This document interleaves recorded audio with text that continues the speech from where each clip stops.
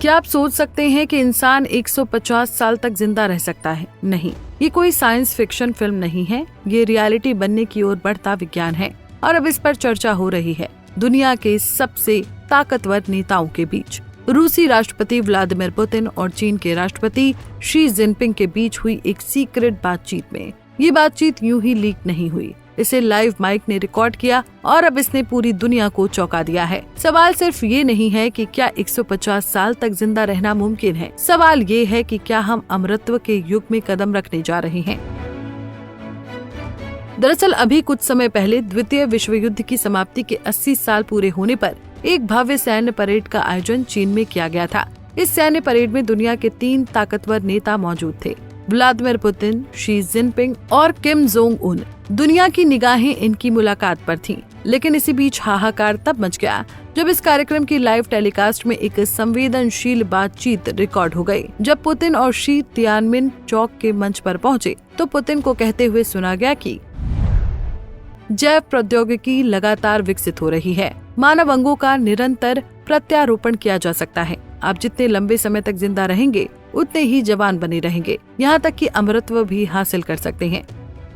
इस पर Xi Jinping ने जवाब देते हुए कहा कि कुछ लोगों का अनुमान है कि इस सदी में इंसान 150 साल तक जिंदा रह सकते हैं।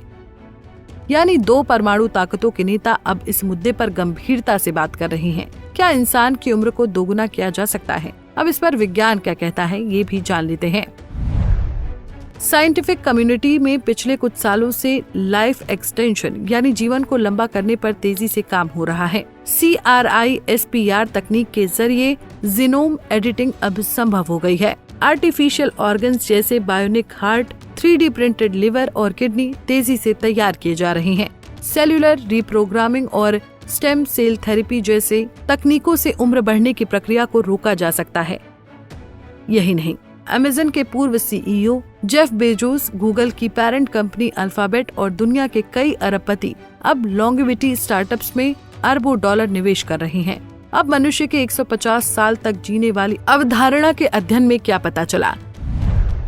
2021 में एक अध्ययन में ये पाया गया कि इंसान की अधिकतम उम्र 120 से 150 साल तक हो सकती है, लेकिन इसके लिए सिर्फ दवाई नहीं बल्कि जीवन शैली, भोजन, नींद, तनाव, हर चीज पर बारीकी से ध्यान देना जरूरी होगा।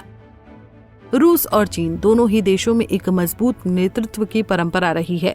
अगर कोई नेता 150 साल तक सत्ता में रह जाए तो लोकतंत्र और सत्ता परिवर्तन की अवधारणा ही खत्म हो सकती है। सवाल उठता है कि क्या ये तकनीक सिर्फ अमीरों तक सीमित रहेगी? क्या गरीब इसके फायदे से वंचित रहेंगे? क्या ये अमरता युद्ध का नया हथियार बन जाएगी? मानवता के लिए वरदान या अभिशाप? अगर सच में इंसान 150 साल तक जीने लगे तो समाज कैसा होगा? जब पत्रकारों ने इस बातचीत पर सवाल किया तो पुतिन ने साफ कहा कि हाँ, हमने इस पर बात की थी। मेडिकल तकनीक और ऑर्गन रिप्लेसमेंट अब नई उम्मीद जगा रही हैं। यानी ये सिर्फ विचार नहीं बल्कि रणनीति बन चुकी है।